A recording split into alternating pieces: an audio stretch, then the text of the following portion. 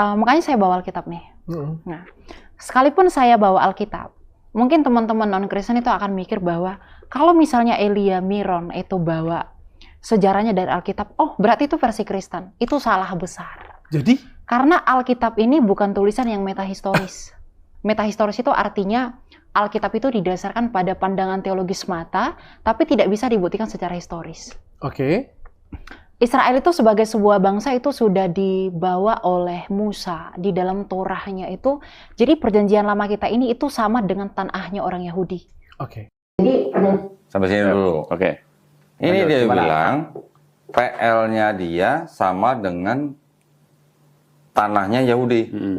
Ini justru yang kalau dipelajari, kita nggak usah pelajari dari dokumennya siapa, dokumen yang bangsa Yahudi sendiri atau yang Kristen sendiri, yang di luar aja, yang di luar mempelajarinya itu mereka bisa tahu bahwa PL-nya PL-nya Kristen itu adalah hasil apa namanya? Kalau boleh dibilang evolusi, bolehlah karena cukup panjang jaraknya. Adalah hasil evolusi dari tanahnya Yahudi, tapi yang sudah dirubah-rubah. Perubahannya apa? Gue udah sering kan bikin konten kan. Jadi PL-nya Kristen itu mau pakai peraga nggak? Boleh? Biar meyakinkan gitu kan, dia juga pakai peraga soalnya. Oh dia pakai peraga ya? Jadi gue harus pakai peraga ya? Kalau ngomong pakai peraga emang lebih enak sih. Ya. Sebentar, Biar makin nampol gitu kan datanya. Pak Doni ini kan terkenal dengan data, nggak pakai asumsi. Jadi gue harus pakai peraga supaya yang nonton juga paham apa yang dia maksud gitu ya. Jadi gini, yang disebut dengan tanah itu ini. Ini tanah. Nah ini tanah. Tanah itu singkatan Torah, Nevi'im, Ketuvim. Ya. Torah itu adalah yang disebut dengan Pentateuch. Pentateuch adalah 5 kitab Musa. Ya. Kejadian, Keluaran, Imamat, Bilangan, Ulangan. Yang Nevi'im itu adalah kitab nabi-nabi. Ada nabi besar, ada nabi kecil, Yesaya, Yeremia, Yeskiel. Nabi-nabi kecil ada Hagai, Maliaki, macam-macam lah. Terus kemudian yang disebut Ketuvim adalah tulisan-tulisan dari orang-orang bijak, termasuk juga para nabi. Misalnya ada Kidung Agung, ada Amsal, ada Pengkhotbah, ada Mazmur, itu termasuk Ketuvim.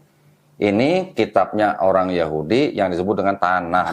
Oke. Ini dalam bahasa Ibrani. Disusun kira-kira 450 sebelum Masehi. 400 kira-kira lah ya. Jadi di abad ke-5 sebelum Masehi. Ibrani ya? Ya. Dari Ibrani ini kemudian diterjemahkan 2 kali nih. Yang pertama cuman Torahnya aja. Tadi kan ada Torah, Nevi'im, Ketuvim. Torahnya aja diterjemahkan kira-kira di tahun 270 sebelum Masehi yang memerintahkan Raja Ptolemy II kepada siapa? Kepada rabi-rabi Yahudi yang tinggal di Yerusalem untuk menerjemahkan tanah ini ke dalam bahasa Yunani. Jadi rabi-rabi ini adalah rabi-rabi yang multibahasa. Mereka bisa bahasa Ibrani, mereka juga bisa bahasa Yunani karena pada waktu itu kan di bawah penguasaan Yunani. Dari semenjak Alexander Agung menguasai banyak daerah di Mediterranean itu, Yerusalem itu termasuk bagian dari penguasaan Yunani, termasuk di Mesir. Nah di Mesir ada dinasti namanya dinasti Ptolemy. Dinasti Ptolemy ini adalah dinasti bonekanya Yunani. Gitu lah. Raja Ptolemy II memerintahkan 72 rabi-rabi sebenarnya. 72 rabi-rabi untuk menerjemahkan ini menjadi ke bahasa Yunani, menjadi ini. Nih, Septuaginta. Ya.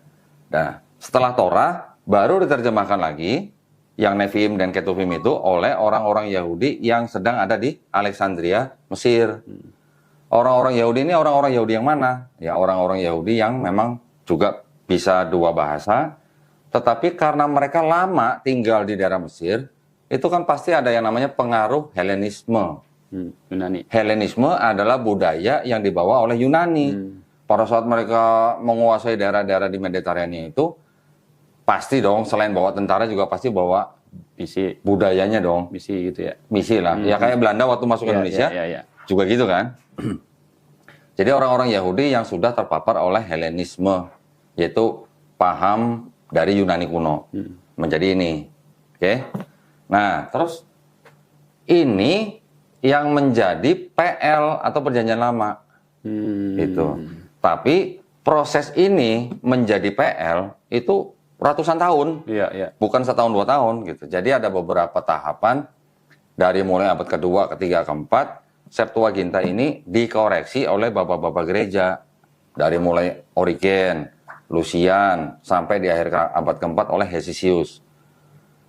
Koreksinya itu membuat seolah-olah, jadi Septuaginta ini seolah-olah berbicara mengenai Yesus di Perjanjian Baru. Nah, ini kan ini dari mulai abad ketiga sebelum Masehi sampai abad keempat Masehi baru menjadi PL, gitu ya. Terus kekristenan itu kan dari abad pertama, kedua, itu kan juga sudah mulai menulis kitab-kitabnya sendiri. Dari mulai Matius sampai Wahyu, ya kan? Dari mulai mungkin pertengahan abad pertama sampai pertengahan abad kedua. Disebutlah ini sebagai perjanjian baru, gitu ya. Nah, di abad keempat, yang ini sudah jadi PL, yang ini perjanjian barunya punya Kristen, ini begini jadiin satu, ini ditempel di belakangnya Iya. perjanjian lama. Jadi, Enak kan suaranya? Iya. Ini jadi Bible-nya orang Kristen. Oh, digabung jadi satu tuh. Ya, jadi kalau tadi Elia bilang PL-nya dia sama dengan tanahnya Yahudi, sama dari mana gitu loh? Karena yang ini Sudah direvisi di segala macam ya. dimodifikasi lah. Bapak-bapak gereja tadi. Nah, jadi seolah-olah yang ini berbicara mengenai Yesus di sini. Jadi tidak sama. Sudah jauh ya ini situ ya. Pertanyaannya, apakah orang-orang Yahudi yang punya ini mengakui yang ini? Iya. Jadi kalau orang Yahudi dikasih ini, suruh baca, suruh percaya, sama mereka ini dibuang ke tempat sampah. Nah, Jadi nggak diakui. Ya, itu Ya. ya saya menanggapi Ya. pernyataan dia. Ini saya ngomong bukan dari kacamata Muslim, enggak. Ya. Ini dari sejarah. ya. Silakan cek dari sumber-sumber yang akademisi lah, yang akademis ya.